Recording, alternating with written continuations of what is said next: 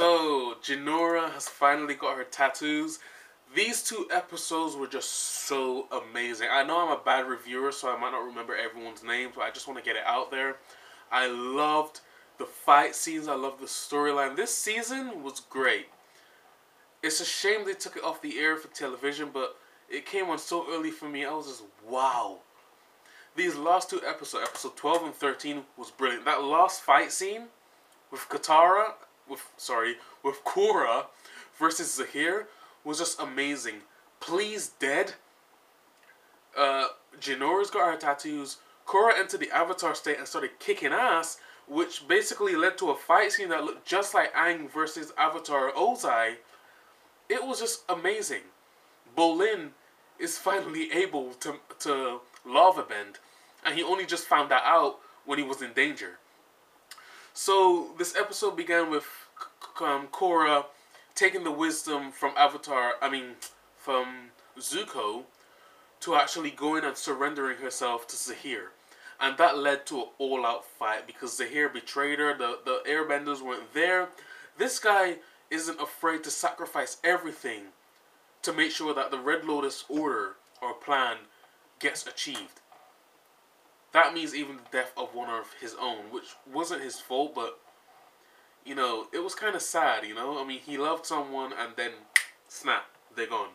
So, it's good to see that they tend to mix comedy with a bit of tragedy, you know, in this show, which certain parts gets annoying because you just want the storyline to go flatline, action, action, action. That's just me. But in all these last two episodes were great. It was sad at the end, but it was good to see Korra go into the Avatar state, Bolin getting his new bending powers, and Zaheer unlocking a kick-ass new technique. And of course, Jinora finally becoming an airbending master. So, Enter the Void. If you don't know what that is, that's basically... Zaheer is obsessed with this legendary airbender named Lahima. And he basically unlocked a much more potential into airbending. He was able to fly. And due to Zaheer basically following his footsteps and meditating, he was able to enter the void much faster than any other airbender. As I said before, this guy must have bended before, because for him to master airbending in under such a short time and do the things he does, sucking the air out of people's lungs and flying, is amazing. He uses air to such potential. When he flew, there was no air, you didn't see any air bending coming from his feet or anything. He just flew. And I was like, holy crap, he's on some Superman shit. You know? Is he that overpowered? So, yeah, that was very, it was out there. So, Zaheer basically had a relationship with Plea, and so the height difference, man. The height difference was, he's there and she's out there. I'm like, holy crap. You know, but it was good to see that he loved someone. But the way she died, it was just so sad. Lynn's sister took her armor off and put it over Plea's head when Plea was about to fire. Boom. It's a good thing they censored it out. They censored out the Earth Queen's death. They censored out Tenzin getting his ass kicked. And they censored out Plea's head being blown off. You know, I hope there's an uncensored version. I know this is not like anime, but I really hope there's an uncensored version to see that. Well, not blood, but just to see her going down, you know, in death, basically. No blood or gore, just to see her going down in death. Again, that's just me. But yeah, so the Earth Kingdom was basically, well, not the Earth Kingdom. The Earth Kingdom is basically in chaos. It was a shame to see Fire Lord Zuko, well, he's not Fire Lord either, but it was a shame to see Zuko not basically intervening with the action. I know he went back to the Fire Nation to protect his daughter, but I would have loved to see him at least in there doing some ass kicking. We haven't seen him do that much firebending throughout this season. It was good to see his face, but I would have loved to see him do a bit more. I would love to see him in the mission to protect, to rescue the airbenders, but he wasn't there. That was a bit of a letdown for me, but I understand it was a storyline. It was the way it went. So a lot of characterization went in here. Bolin finally was able to get his lava bending up to speed, but basically I think that there's 3 stages of bending. You have your first power, which is normal. You have a second one, and then there's a third, right? Bolin's been trying to metal bend for ages and he can't master it. But when he was in danger, he had to do something, and he was able to lava bend, and he only found it out right now, when he was in danger.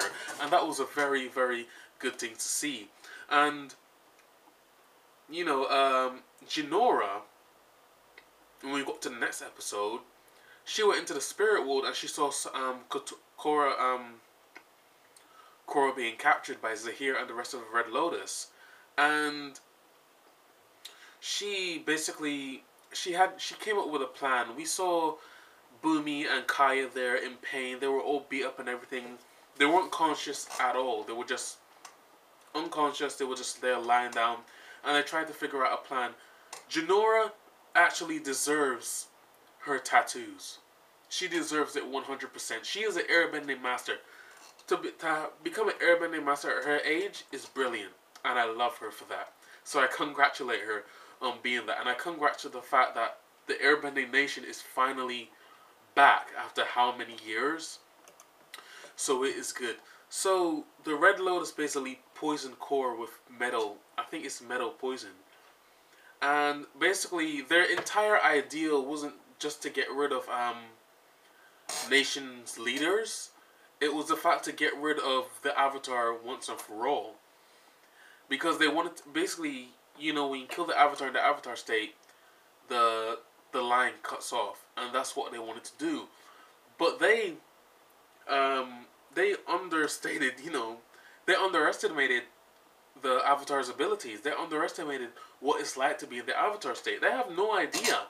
Because when Korra went into that state, after seeing memories and visions of all the enemies she's versed back in the past, she just snapped. The bending she did was just so amazing. That last fight just made it look like Aangs versus Ozai all over again.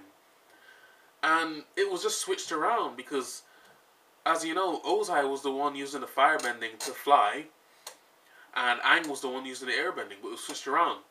Zaheer was the airbending, the evil one, and Korra was the one using firebending to get around. And the way she used it was just so... It was evil. When she was in that state, there was no turning back. Her Avatar state, it looked extremely messed up. It looked corrupted. She just looked so upset. She just wanted nothing to do. She didn't care who was friend or foe at this point. She just wanted to get rid of Zaheer. But of course, Zaheer, seeing how he is, the amount of meditating he did, he was able to overcome her at some point. And it was just brilliant. I love the season ending. As I said, this is not the best review. I just wanted to get it out there. I loved it. It was a full 10 out of 10 for me. And I cannot wait for the next season. It's sad to see Korra in a wheelchair, but it's also great to see that the Air Nation's back, and they are actually pledging to Korra that they will do everything in their power to become one to work with the nations and protect peace. Because they need peace. Zaheer is still there, and of course, there are more enemies out there that don't agree with the Avatar and other kingdoms and all that kind of stuff. And the Earth Kingdom is still in chaos, as you know. There's no help for them at all. So anyways, guys, thank you for watching this review. I hope you liked it. I hope you guys loved these last 2 episodes, because I know I did. And I'll catch you guys on the next season. I just cannot wait. It's a 10 out of 10 for me. It's a shame it's not on TV anymore. They advertised it poorly. They did a very poor job on it. The fact that they're making it look like a sexist thing, that they're not fond of a female avatar, is just outrageous. So anyways, great ending. And I hope to see you guys in any other reviews I do. See you later.